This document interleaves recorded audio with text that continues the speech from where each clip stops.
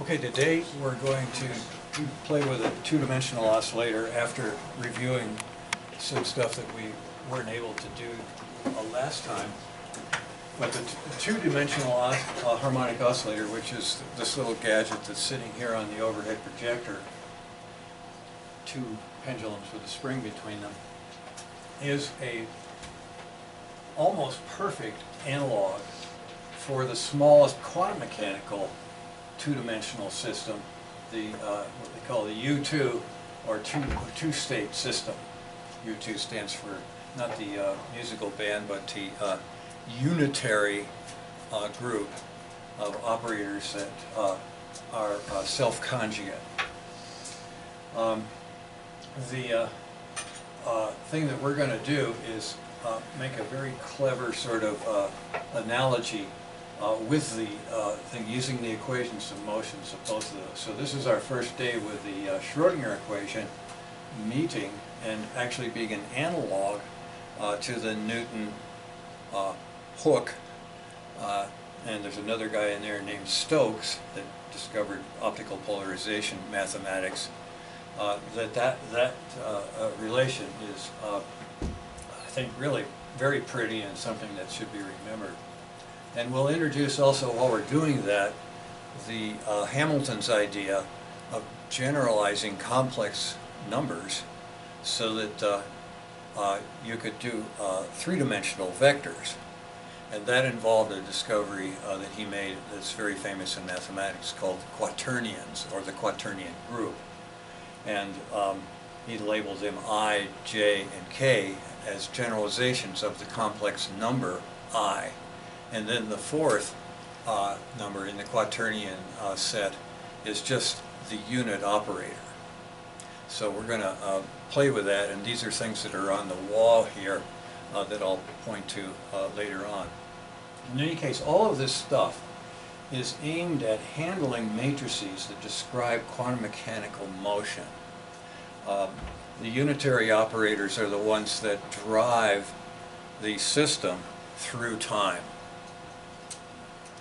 And the Hermitian operators are the ones that actually represent or stand for various physical quantities that give you what we call expectation measurements or probability measurements.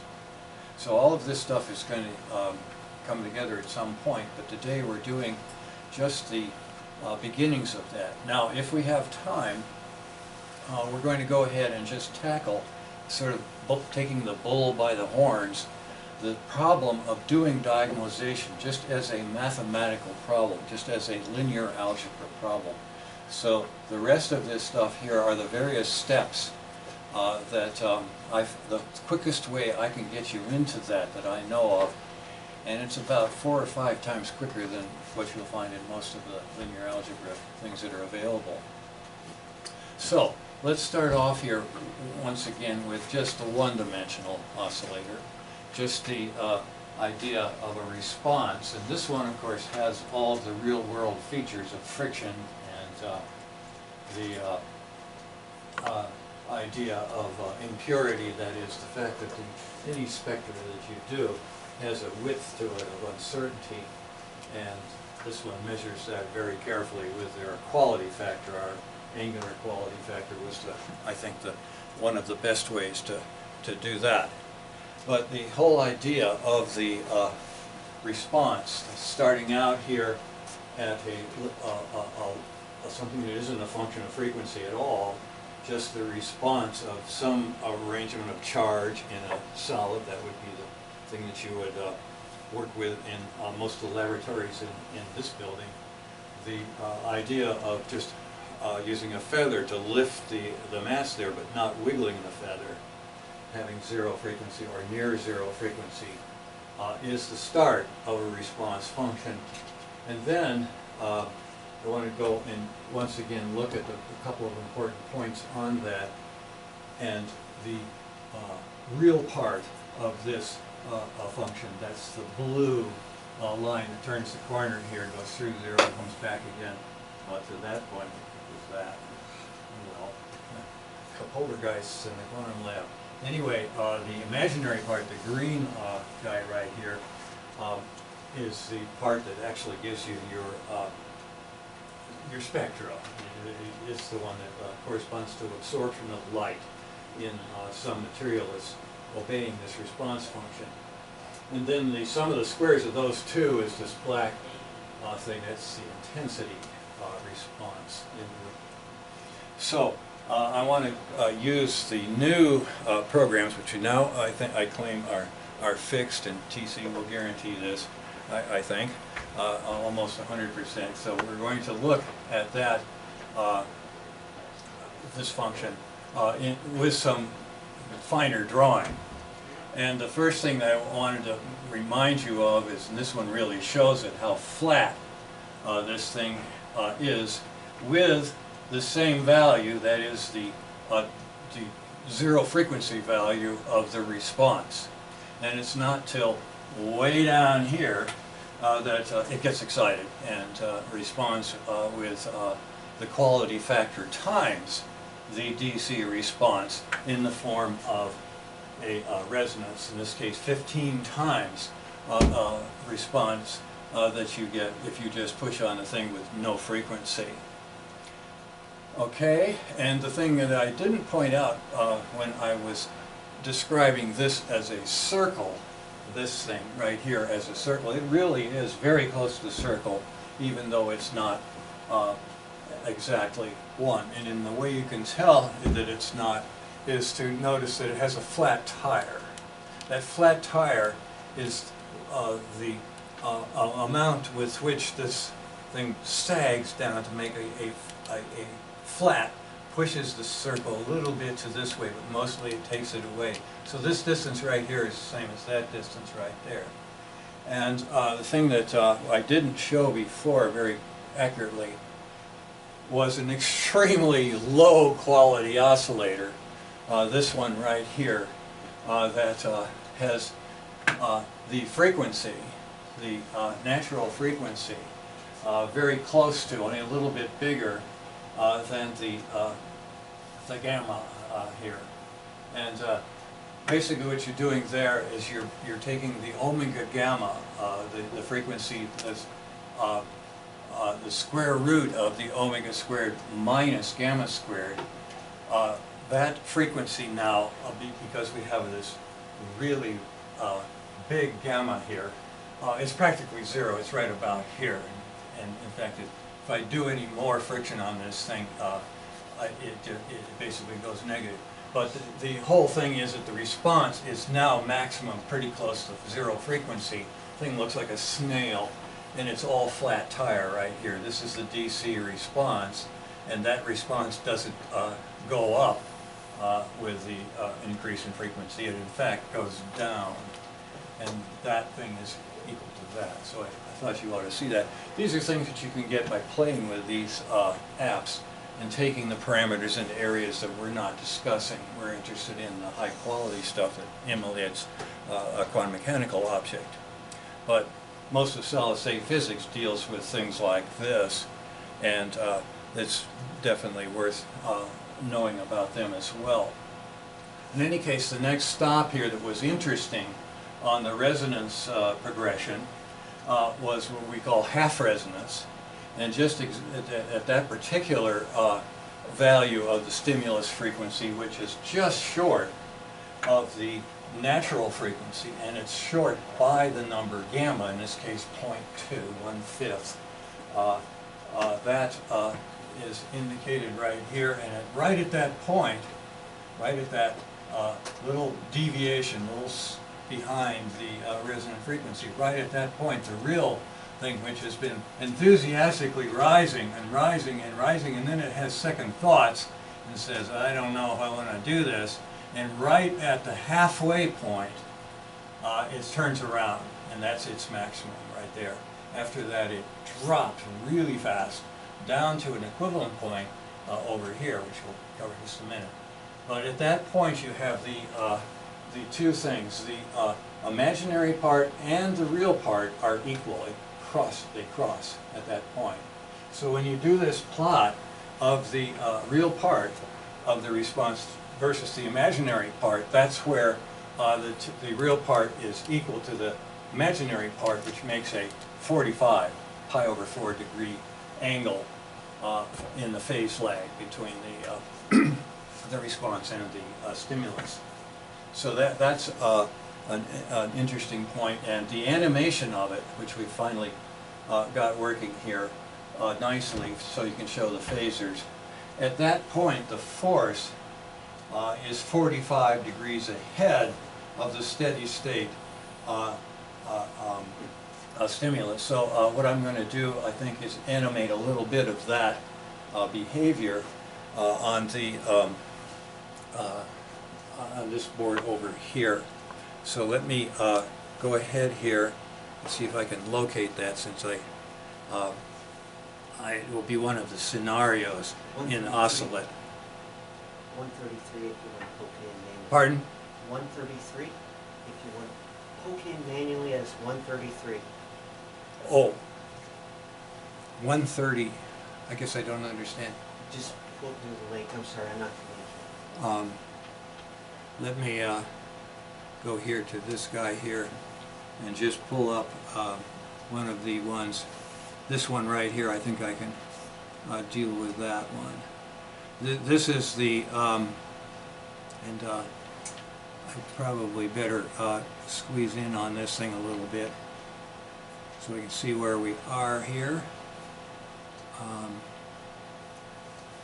have to make this a little less. And this is in Chrome. Here we go. Let me just take this one, which is not the DC, but just above that. Okay. And let me center this thing so that it shows everything. So this is the typical response thing. I'm going to start it over again here with, see if I can get that set up here. I'm going to do a stimulus frequency of 6.03, and to show that I'm Command 0 so you can see it. Command 0, here we go. Yeah, thank you. 6.083 for stimulus. 6.083, and everything else pretty much the same. Let's go ahead and see what happens here. That looks good. Now let's turn everything on. That means turn on the transient phasors, which are down there, and go with that. Reset time equals 0. Resume. There we go. Okay, so this is what you're seeing right now, and I can pause it at any moment here to discuss it. There's the thing that's kind of being shown right here. There's the force going around. We've got a nice 45-degree angle. That's not going to change unless I change some amplitudes or something outside of what I'm doing. But we've got here the frequency 6.083 for the stimulus, and that is just 0.2 behind the frequency of the oscillator itself. So with that, we get this 45-degree phase lag. Meanwhile, the sum of the this guy right here and that one, which, and I guess we have to empty cache, right, to get the lines that are there. That's we ought to have a button that just empties cache. Yeah, it's something I can do probably without too much disturbance here. Clear browsing data, and something you should remember, because these things change all the time, and if you want to get the newest thing working, you do have to do that. And let's go back here to that. Okay, I'm going to resume, I presume. You got to reload it. Yeah, you got to redo it. Go ahead. There we go. That means we gotta go back and set everything. I had a prepackaged link for you that I emailed, and it would have got it all. Let's try it again here. So it's stimulus frequency 6.083, and Here to I key think it we're in if you need. we're in business, except for setting those darn. Scenario 133. Oh, I could key it in for you real quick. let me just try and see if this will work. And there's a context menu that you're not using as well. Save you from having to go to that. Okay, let's try that. I'll pause and see if I can get the context menu. There we go. So we've got 6.083, 6.283, and we're plotting those things. That should do it. Okay, now 6.083,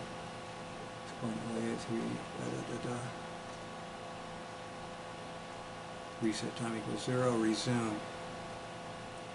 Well, that doesn't seem to. Do we have a stimulus going? We don't have any amplitude. Okay, we got to put some amplitude on that thing.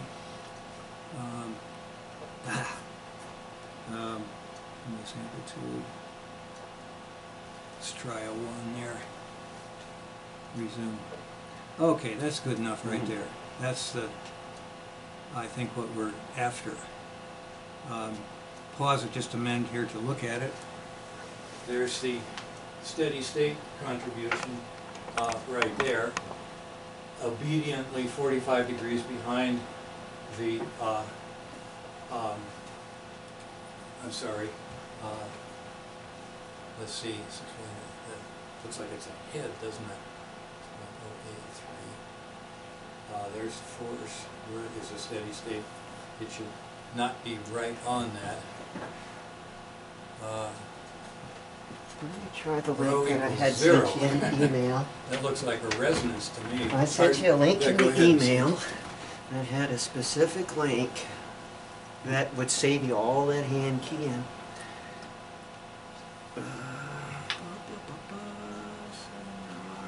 Scenario equals 133. And I don't know, I'm going to go ahead and do it again. Make sure those two are done. Close that window.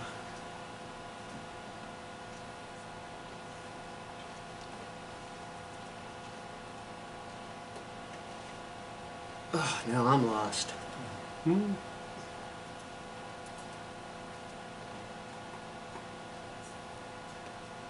There it is. There it's leading correctly there. That's good. Okay. So as you can see, the actual motion described by this guy right here is a vector sum of this guy and that guy. And that's the sort of thing that you want to get used to anytime you're working with interference of waves.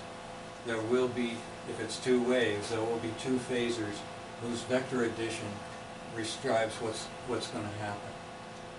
And as we can see here, the transient part is just a decaying exponential. This thing is just executing a logarithmic spiral into the origin. The force is just doing its circle, never changing. That's the outside force, and it's giving energy, but it has so much that you don't see it changing at all. And this is driving the thing at, let's see here, well, now the omega is a little bit different than what we had, but that I guess that shows it's very close to a resonance. This is the omega frequency 6.2832, and we have set that to not quite the right value. Let me go ahead and change that so we get the thing that we I have on that screen. Try this again here. I'll pause, and all I should have to change here in this context menu is the stimulus frequency from 126, and where that came from, but 083. Whoop. 83. Let's. Careful. Oh, where'd that extra 0 come from? 83. Okay. And see if I can start that at 0 and see if that works. That looks a lot better. So we've got this frequency that we're talking about right here, 1 gamma shy of the resonance point, and what it's going to do is make some beating. Now, while a z here, this z vector here, happens to be positioned behind the force, we'll get growth in the amplitude. You can see the blue line there, the blue oscillation increasing in size. And that will always have to be true for forced oscillators like this, as long as this thing is behind the force. This guy right here, he's going to be increasing in amplitude. And I'm curious why this still isn't quite right. It looks like it's behaving like it's at resonance right now. I don't know why it isn't doing the right thing. We're going to have to just make movies of these things when we get them to work and then show that. But that is just looks like a non-resonant situation, and I really am quite mystified what's going on here once again. So we're going to go into another application that doesn't cause us much problems fairly shortly here. But let's just remember the next stop is resonance, and that's where this one was acting like it was at. But the phase lag there is 90 degrees. Now we're going to see that very clearly in the double oscillator situation, and it's a very important thing. And then on the way down, we hit a half resonance again on the far side of the resonant point, this time plus gamma being added to the frequency. And there's 135 degrees, sorry, 200, let's see, is that right? Half of that, 135, is what we're talking about phase lag there. Should have written this 3 pi over 8. But anyway, there's pi, and that's where you can see through the material. Basically, nothing is happening at all. This time, there's no flat tire, it just approaches 0 as you get higher and higher frequencies. So that's just a review of this basic thing. The next thing I want, this is what I really want for today, is to go through the mechanics of this. And this is a heck of a lot simpler because there's no friction. And there's no friction in quantum mechanics if it's behaving quantum mechanically. So that's the model we have here. The device we have, of course, has friction, and we'll demonstrate it easily because it will damp out fairly quickly. But before it damps out, the beating motion that comes with frequencies that are different from each other will appear here. Okay, we already went through the idea of a kinetic energy and a potential energy. This potential energy is just the Hooke's expression, 1/2 kx squared, but it's summing up all of them, including this one right here, which is only a function of the difference between those two coordinates. The ones on the ends are just the regular 1/2 kx squared for each of them, and then that breaks down into a sum of this one with an extra addition to the k, that is for this mass and for this mass right here. It's feeling a spring that's got the sum of the two spring constants, and this one is the sum of the these two. And then the coupling, the thing that makes energy go back and forth between these two masses, is all responsibility falls on the middle spring there, K12, which comes out of the binomial expansion. So that is what we're working with. But in order to make the analogy of this with the quantum mechanical thing, we need an equation of motion, and the equation of motion that we're dealing with here, and this is just Newton's laws, F equal ma, is equal to minus the derivative of this thing with respect to first coordinate 1 and then second coordinate 2. And those two expressions are right here. So what I'm seeing right here is the K1, K2 coefficient, and then the derivative with a minus sign of the x1 squared, which is 2x1, canceling the 1/2 there to give me this thing. And remember, it's minus the partial derivative, so there is a minus sign right there. And then there's another derivative with respect to x1 sitting, waiting right there, and that just has x2. So K12, x2, there's the coupling force that's for the number 1 oscillator. And that's the sum of all the forces acting on it, if there's nothing coming from the outside. No stimulus, no friction. And then number 2 here, same deal, taking the derivatives of 2, and these two terms then contribute. Again, the minus of this giving you a plus sign right there, but then a minus sign for that term's derivative with respect to x2. Okay, is this all making sense? I want to make sure that that is very clear, because the matrix equation, and that's what we do with these linear equations, is put them in a matrix form and then do various ruses and tricks to find a different combination of coordinates, that is a different coordinate system that decouples the motion. So we can get rid of, in that new coordinate system, anything that's off of the diagonal of a matrix, and that gets to be a real chore as you get more and more of these oscillators, unless you know the tricks to diagonalize a matrix. So that, as I say, is going to be the main topic, or will be the main thing that we're trying to do here today.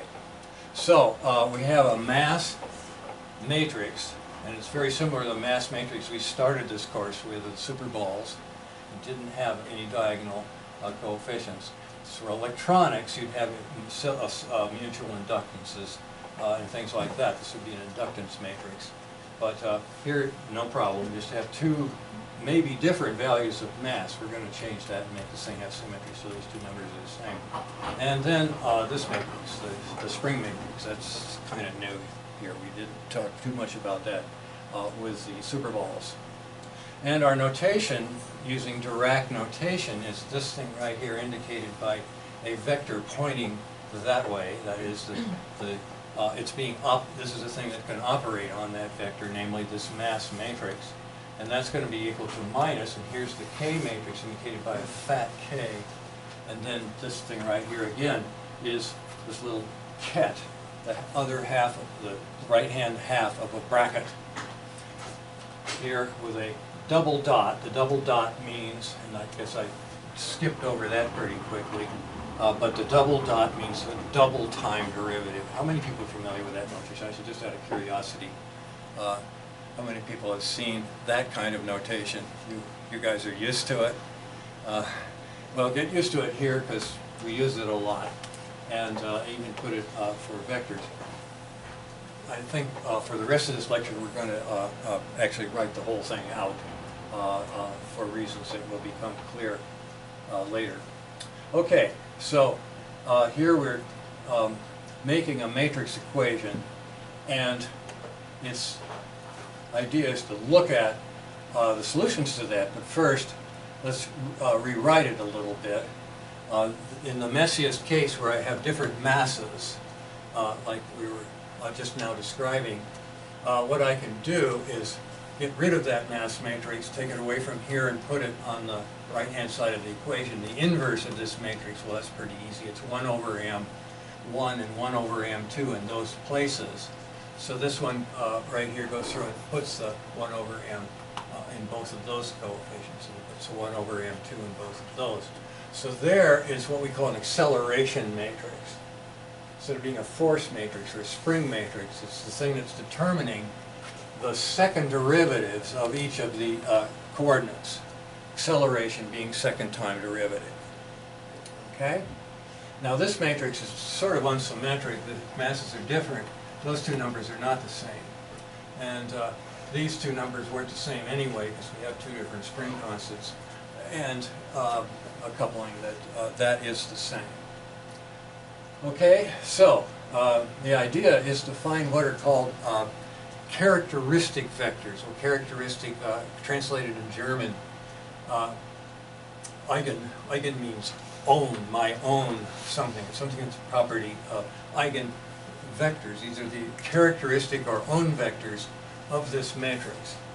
And the idea is that these are vectors which, when this matrix acts, really doesn't do much. It doesn't change the direction of the vector at all. It just scales it up or down, gives it an extra, a constant. That's called an eigenvalue, a characteristic value of that matrix. And in this case, that characteristic value is a frequency squared.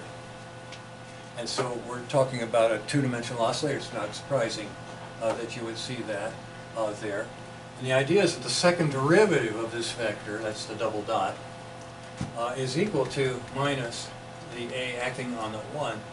But if that's a characteristic vector, then the only effect will be to multiply that vector by this eigenvalue. So there's the first eigenvalue associated with that, epsilon 1, and we're using quantum mechanical notation here for energy, basically. That's what the frequency is proportional to.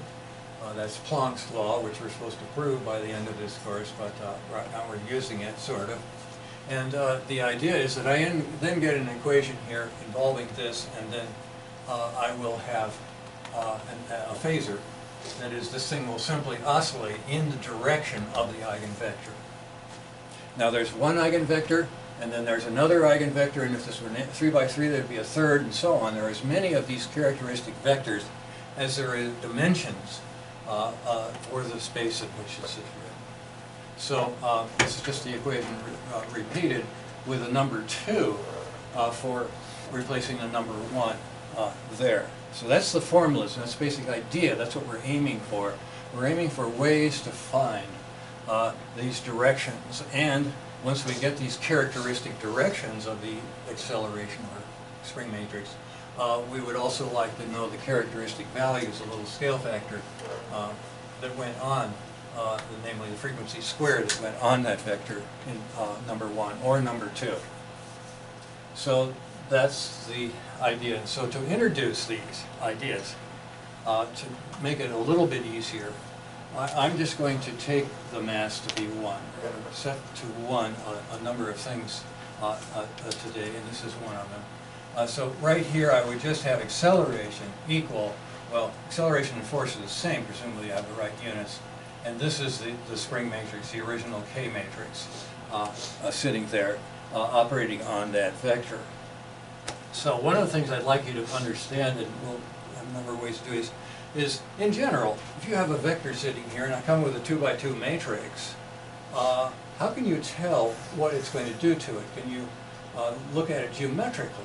The idea is that this vector right here, I hit it with a matrix and it sort of does that. I take another vector down here and I hit it with a matrix and maybe it goes like that. That's the kind of thing that I'd like you to get a feeling for, and we'll start doing that in just a minute here. But in any case, we also want to find the directions in which, when I apply the K matrix, it doesn't change the direction of the vector at all. Okay, so what I'd like to do right at this moment is make a connection. We know enough here to make a connection to a very famous equation, which is and this goes all the way through quantum field theory. I don't care where you are in modern quantum mechanics, this is it. And it's relativistically correct. That's really going to take us some doing to understand. But this thing is so incredibly correct and so much revered by everything that happens that it's a good time we get familiar with it. Now, what we're talking about here, first of all, are the things I've been putting here. I changed the notation a little bit to the Z1 and Z2 just to use the notation that mathematicians would use for a complex variable. So this is a complex variable, has a real and imaginary part. The real part is going to be the coordinate x1. The imaginary part, something to do with motion. And in our case, it is going to be the momentum. So we're going to have, eventually, we're going to be writing this as just x1 plus ip1 sub 1, and the same thing for 2.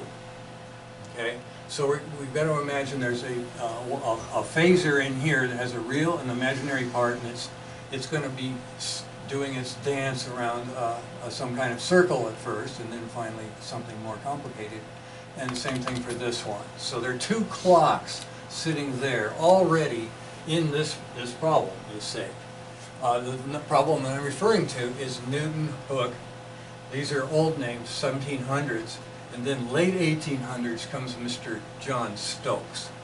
John Stokes is the incredible genius with respect to discovering things about optical polarization. We'll talk more about him later and in later lectures. Okay, so the idea is we have this double derivative, see the two dots, of a complex vector that's two components of actually four numbers altogether, two numbers here and two real numbers there, whose second derivatives are equal to a matrix with a minus sign attached times the original vector times this. So this times that is supposed to give that. That's the thing we just sort of derived. Newton, Hooke, Stokes is what I'm going to give it a name to make connection with everything I want to talk about today. Meanwhile, over here is the Schrodinger equation. That's what most people would call it. They wouldn't say quantum because there wasn't a classical Schrodinger equation. We're going to make one. The idea is that Halley comes along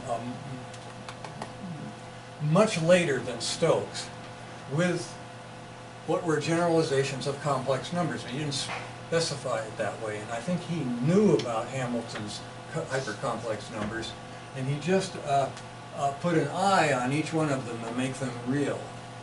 And that was a good move, as it turns out.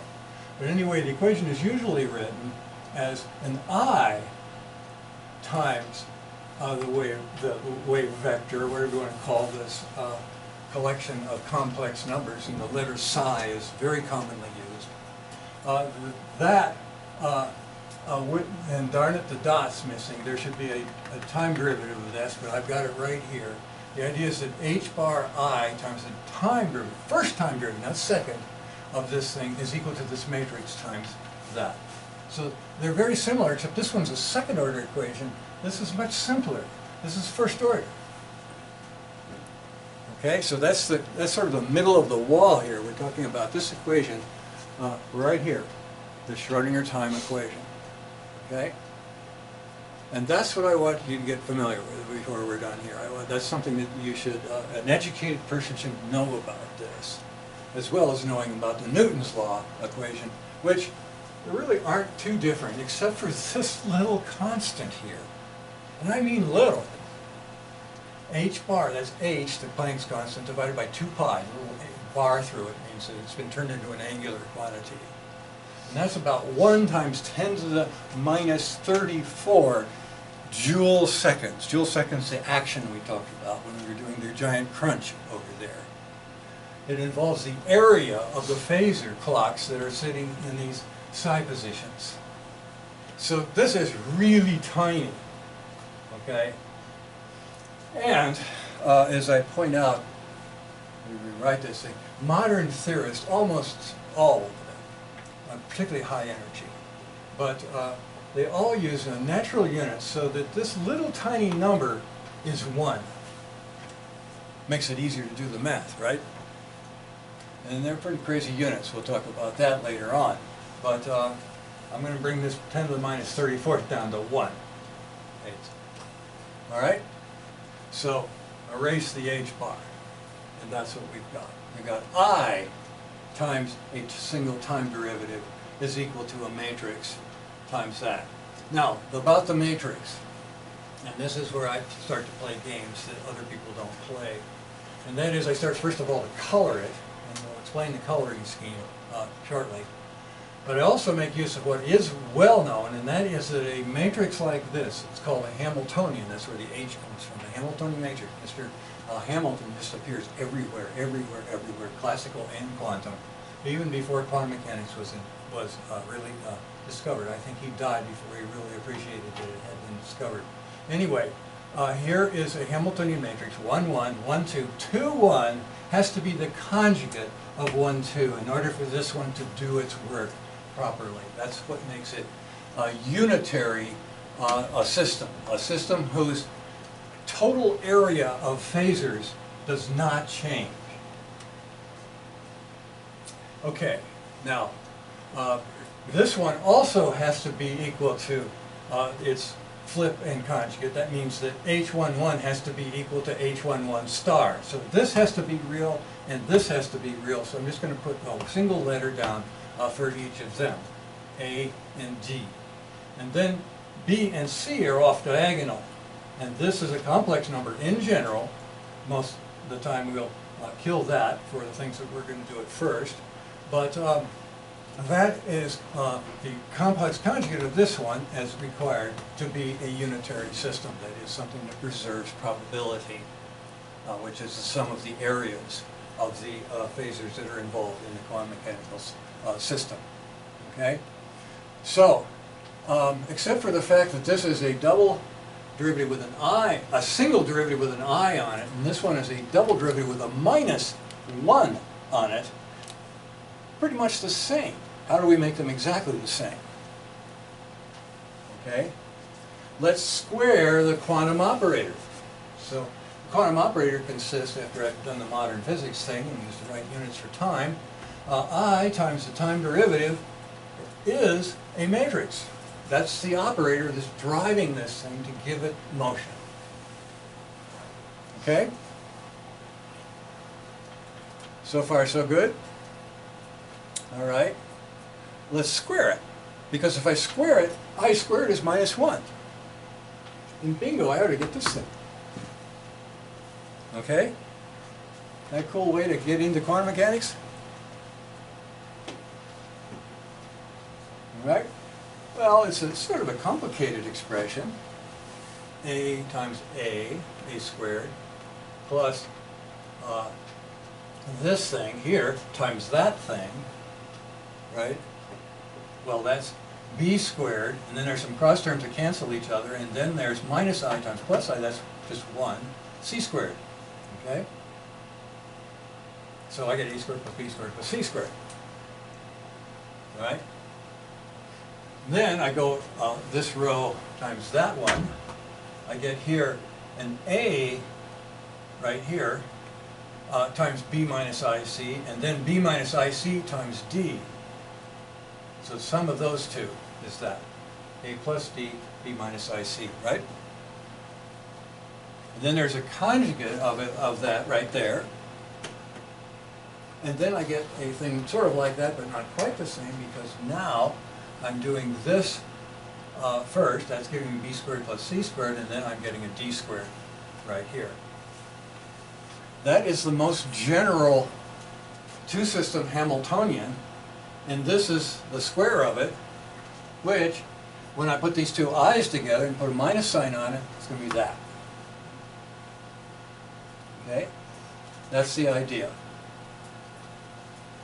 This is what h squared, that's this h right here, looks like, and it's minus the double derivative, so it's, just take the minus sign here and put it there. It's the spring mass matrix for this problem, which is completely classical. I don't think you can get these two worlds any closer than this. This amazing classical world that's been going for hundreds of years, since Thales, okay, and several hundred years since Galileo, okay, then you had Newton and Kepler and so forth, and then Lagrange and Hamilton, okay, that's getting into here. And then finally Stokes comes on the scene, and he's the one that really makes it work for light. And that's our main job in this semester, is to get right with light. Okay? So here is basically, and I just go ahead and finish this thing, the 2D classical HO is the same as this double-dimensional unitary system called quantum two-state. Okay? The K here, which consists of, now we only talked about a K11 and a K12 and then a K22. That's all we talked about. But if you put some magnetic fields or put our pendulum system in a rotating frame, you need an imaginary part. So this is what completes the marriage here. It's sort of a shotgun marriage until we say, hey, if you'd had a magnetism, you'd have an extra coefficient J12 for this problem. And Stokes already knew about this. This is what gives you the circular dichroism.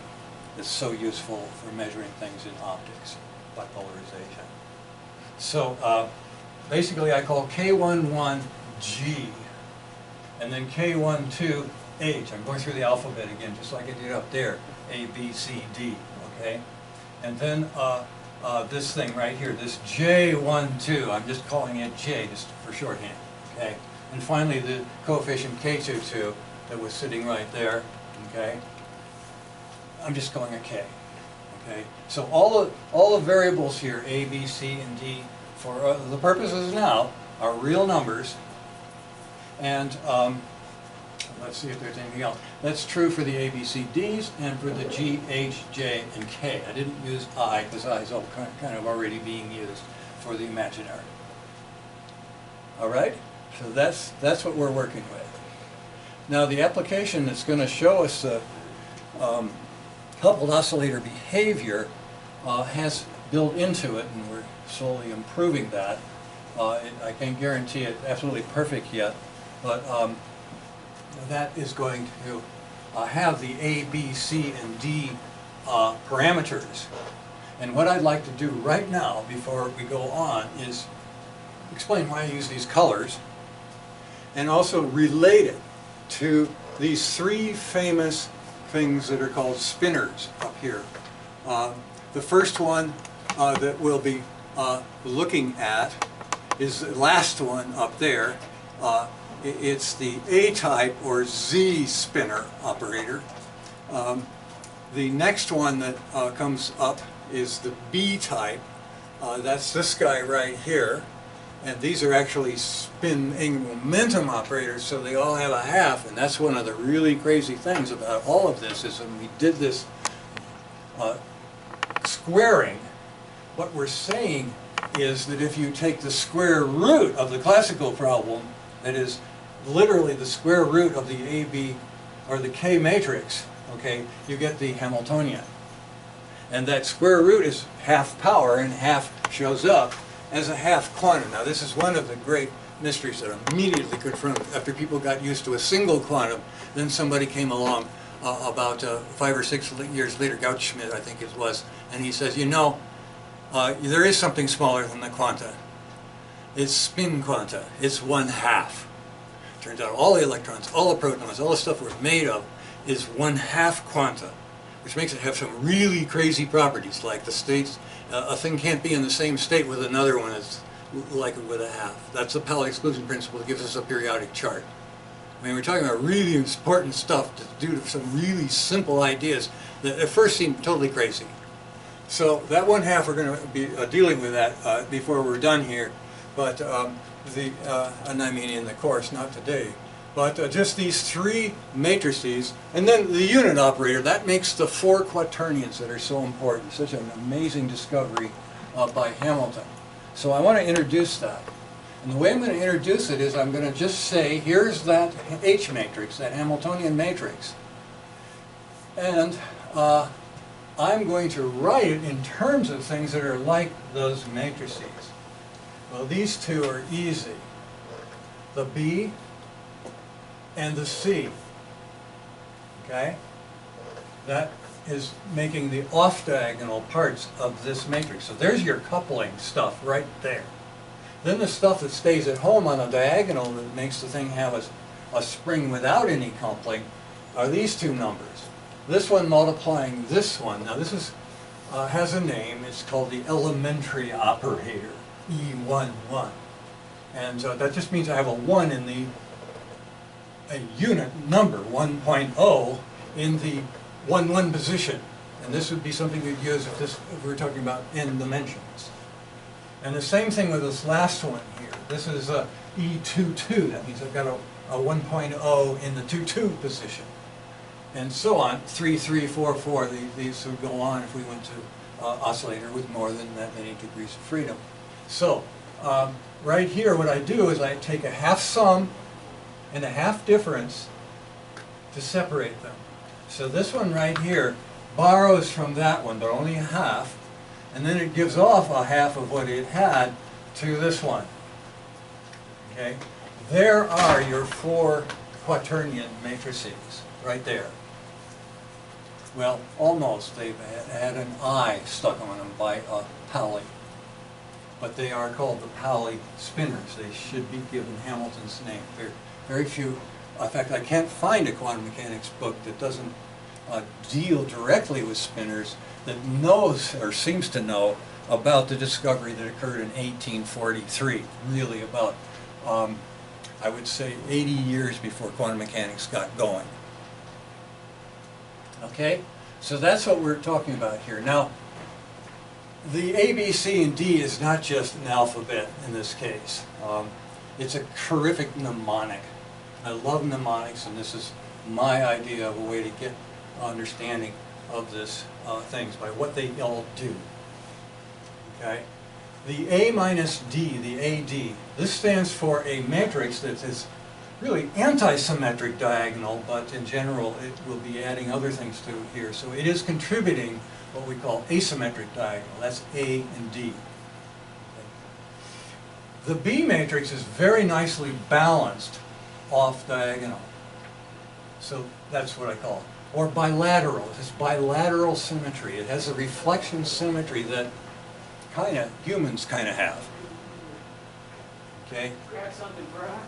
Now these guys are colored in traffic light colors. The things that you see here and here will generate stuff that really doesn't move, doesn't, shall we say, swing. The green, that means go. All of your things in physics that involve current being carried somewhere use something like this. You really need to have something that's pi over 2 out of phase to get waves moving. So this is the one that is complex. That is, it has an imaginary number in it, as well as a real 0. Okay? But it also is this thing that gives you handedness to optical polarization. Chiral. Chiral means claw, I guess, sort of in some way. But right-handed versus left-handed. The polarization that you're talking about is called circular. And complex I've already mentioned. If you're talking about something that's like a magnetic field, it'll have a Coriolis behavior, the stuff that gives us our hurricanes on the Earth. Because of the rotation of the Earth and the high pressure and low pressure areas trying to equalize. Cyclotron motion, that's what this is going to give us. It will correspond to that vector operation we talked about in complex variables called the curl. It's curly. And I could go on. There's so many things that fit this mnemonic. You can't beat C for this particular letter here. All right? So that I wanted to make sure was clear. Now we're just going to play, not with C, although if you want to turn it on, we can do that after the class. It goes crazy. That's another word that ought to be in here. Anyway, when we talk about asymmetric diagonal coefficients, A and D, we're going to be talking about a potential in the 2 dimensions that sits squarely, a bunch of ellipses that sit squarely on the coordinate axes of the motion. And there'll be a gentle slope on one of them and a not so gentle slope on the other. There'll be a slow axis and a fast axis. And it'll be the original axes. I won't have to diagonalize this matrix. It's already diagonal. But then, if I add a little bit of B, this whole ellipse thing is going to rotate a little bit, and that's the thing we're going to have to calculate. Okay? And finally, when I turn A equal to D again, it will snap into the 45 degree, and that's the one we're going to look at first. The bilaterally symmetric system, something that splits the difference between the x and the y coordinates.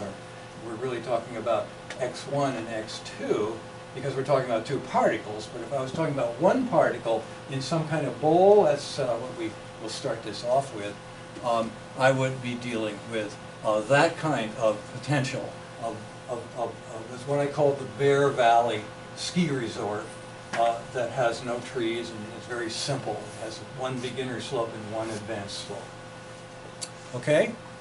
So that's the potential that's going to be driving the analog of all the quantum systems that have two levels. It includes an electron or a proton or a neutron with spin 1/2. That means nuclear magnetic resonance, electron paramagnetic resonance, proton resonance, all sorts of things that are being used in hospitals to figure out where your water is. Okay, now, the thing that I want to do before we get into the algebraic approach to this, and this will pretty much, I think, occupy most of the rest of the thing. We have about 15 minutes to go. The eigensolutions by geometry for a bilateral symmetry, okay? And the modes, the eigenmodes, the characteristic vibrations that just do simple harmonic motion in their special directions at either a low frequency or a high frequency. There's only two possibilities here, low and high. There's nothing in the middle because we don't have three levels, three states. Okay, and then when you mix them, that's when the fun begins here. So here is in all the notation that we had as far as the classical problem goes. And it, once again, is a quadratic form here. That's the way you write the spring energy, potential energy as a quadratic form. Now, in quantum mechanics, this would be called an expectation value of the operator k. We never use that language in the classical analog, but in the quantum analog, very definitely. It refers to the total energy of the system, where this is the H matrix. In any case, as I said, this is a bilaterally symmetric system, B-type oscillator, and so its potential could be totally circular, in which case the thing is totally symmetric. It doesn't just have B or C or A individually, it has all of them in symmetry labeling. But here, I'm assuming that the A and D are equal. The C, the curly Coriolis stuff, out of here. We don't have any of that. We just have unit operator plus some B, and B puts me on a 45-degree angle, splits the difference between the axes. And then another one splits the difference this way. So that's the basic idea of the eigenvectors, is we're trying to see what direction, this will be asking, every quantum mechanics problem you solve will be asking what direction is the same as the operator in question times that vector. So I take the matrix that describes it, in this case the Hamiltonian matrix, quantum mechanical, here's spring matrix, and I apply it, and I get some vector, and if that vector is not in the same direction, I pass it on. This is definitely a vector that's not going to work, because the way you figure out where a vector is going to be moved by a matrix is plot its characteristic form, that is, plot its quadratic form, and then look at where the gradient is at that particular point, you see, where you're touching there. And the gradient is very easily found geometrically by simply drawing a line that's tangent and then doing a perpendicular through the origin. So there is the vector kx for this particular x. And as I rotate that line around, you see, if I move it a little bit more this way, this is going to get even further away from the direction that is the original position is sitting. Okay. Now this is something that you should be able to prove yourself. That is, first of all, you should remember what we said about the gradient, and then you should be able to show that when I do this to this, that is, take the gradient of this potential here, that I get a vector that satisfies this thing. So mass times acceleration is always going to be equal to minus k times the position. That is a general equation even when we have different masses and no symmetry in k. Okay, now this is sort of a blow-up picture of this with the potential actually being plotted out of the screen, and these are of course level curves of constant potential energy on the x and y, that is x1 and x2 coordinate system. Okay? So the answer to this question, of course, is, for this particular one anyway, not most directions. There's only very special directions. The extremal axes, the maximum and the minimum that you can get for a given radius. Okay, if you draw a circle through this thing and look for the places where the circle comes tangent to the level curves, those are your magic directions. That's called the Lagrangian method of finding, Lagrangian constraint method of finding minimum and maximum. In any case, it now comes to look at the fact that if I move a particle anywhere to a place that is on one of these magic axes, that it is going to just simply go back down that axis and come up the other side. It will just be a simple harmonic oscillator. This is a cross-section of a parabola. And in fact, you saw this curve anywhere parallel to that axis and you get a parabola that's just like the first one. And then if I cut it this way, I get a parabola that's got a steeper slope, and you get the same parabola as you cut it anywhere perpendicular to this axis and parallel to that one. And they're at 90 degrees, so that is a very simple geometry to look at. Okay, as I say, for the making things more friendly, I'm just saying this is a nice ski resort that only has two advanced slopes, one on one side and one on the other side, and two beginner slopes, one on one side.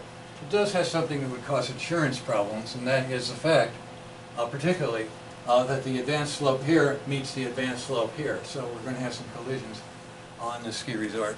But aside from that little detail, Bear Valley at least would sort of work. Okay, now, as far as it goes with the demonstrations for this, we have this thing. And what I'd like to show is those two modes that we were just mentioning. I'll back up here to indicate that. The first mode, which will be a vector 1, 1, that's 45 degrees, is simply meaning that I'm going to set the initial conditions for these two masses to be the same, like 2 and 2, 1 and 1, okay? And if I can get them really the same and let go, and it wasn't quite the same, I jerked it a little bit, but the idea is that that motion would be maintained. The other one, the other axis perpendicular to that, this one right here, should also do that thing, but a little faster.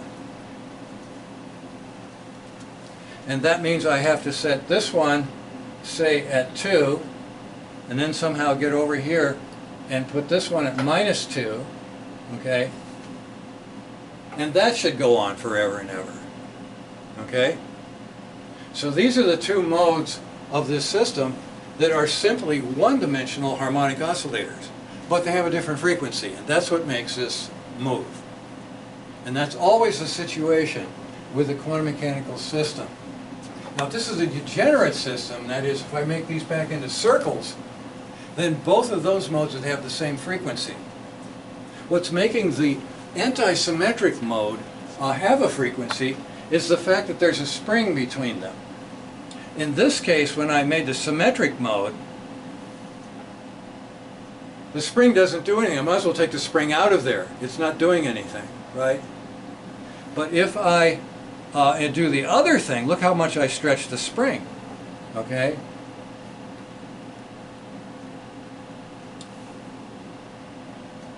So it goes faster. Okay, now in this situation, this is a nice demonstration. This is totally accidental. After I built the thing, I first thought I'd put the springs up there. But when you set the spring way up here, it doesn't have as much leverage on the motion. I bring it right up to here and it wouldn't have any. So the higher up you put that spring, the weaker this B number bilateral coupling coefficient gets. And the further down I get, the higher, the more coupling I get. So that's kind of neat, and it kind of works because if you look on the overhead projector and I move the thing way up here, it's so out of focus that it looks like I don't have any coupling, whereas if I put the thing way down here, it looks a lot stronger, right? And that's a good optical illusion that we want. Now what we'd like to see is what happens if I hold one of these and move the other one out to 2 without that.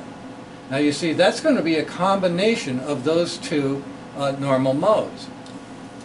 And the result is it's going to be, you see the energy is going to go back and forth between those two.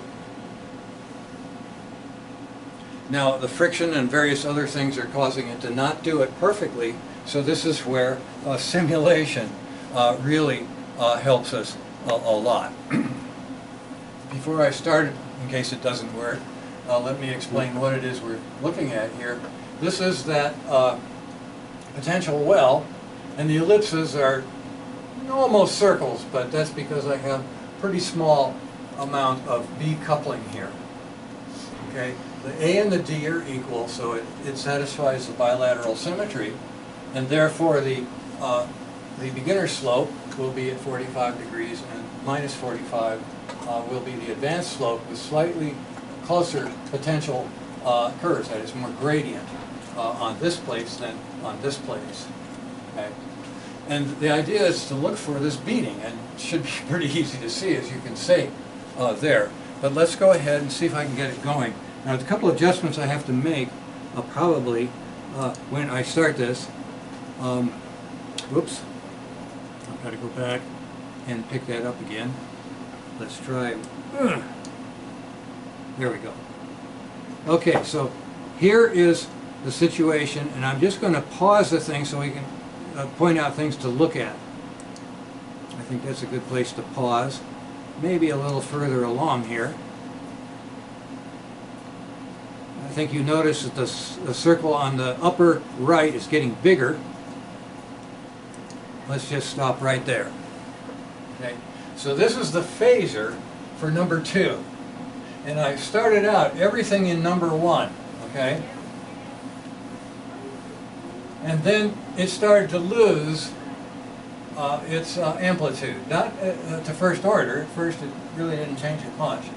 But we can certainly see that right away, and it's linear growth for number 2. It just took off out of the block. And you can see it's just like the resonances we saw with the one oscillator. It's looking like it's just straight gain, right? Well, it's actually quadratic too, because the amplitude squared is what's going to determine how much energy that thing has.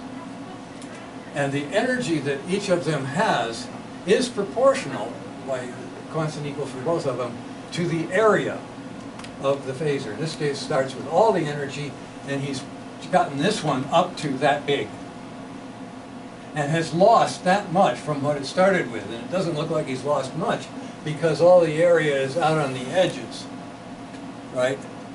whereas this one starts with nothing, so it shows up linearly. Okay? Now, notice the relative phase. One of those oscillators is ahead of the other. Which is ahead? And remember, they're clocks, right? This is the way we're going to do relativity. These are the clocks of relativity, and they're already working for us. Which clock is ahead? First state. Which one? The first state. How about that one? Does that make sense? It's down here at about 4:30, right? This guy way up here at 2:30. And exactly 90 degrees. This is, I would say, as magic as you can get for something as simple as this. No matter what, this guy is going to be 90 degrees behind until, that's what we've got to find out. Okay? So, let's continue this thing by saying resume here.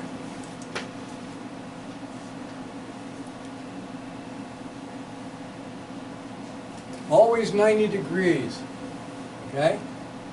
Now what does the 90 degrees mean? Remember, there's a spring between these two. And when the thing's over here, it's saying, come on, baby, and pulls the thing through the origin, right? Come on, baby. It's over here. Come on, baby. And it's on this side, it's pushing it through. Maximum, right? So this is the best, the perfect resonance between any two things that is possible. You can't do any better than this. And now, look how big this one's got. And now this one is headed to having nothing. It's going bankrupt. This one's got all the wealth. Okay? Look at that. Maintaining, though, the same 90 degrees until comes out the other side. Now, who's ahead? Who's ahead? Let's stop so we can see it. It's too fast, right? That's a pretty bad place to stop because they're hiding behind their axes. How about there? Okay, who's ahead? State 2. Number 2 now. What happened was the other one's phasor went right through the origin, came out from being totally ahead to totally behind by 90 degrees in both cases. Okay, that's the magic of this. Pay close attention to the ellipses being drawn in the center there, drawn by the phasors. Yes. Yes, that's which is exactly what you thing. should be doing on your homework. Yeah, that. And on your homework, I'm asking you, as you draw the ellipse, you don't change the phase until you're finished with that ellipse, and then you clip ahead 15 degrees or so. Okay? That is not the way they're doing it here. Here it's continuously changing because the frequency of one of those modes is different from the other. Now, where are the modes? Here's the advanced slope mode down here, and there's the beginner slope mode right there. And they're not changing size. And that's a characteristic of an eigenfunction that would do that. Okay?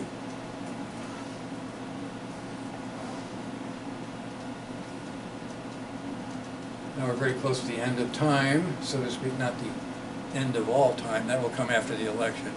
But we will continue this on Thursday.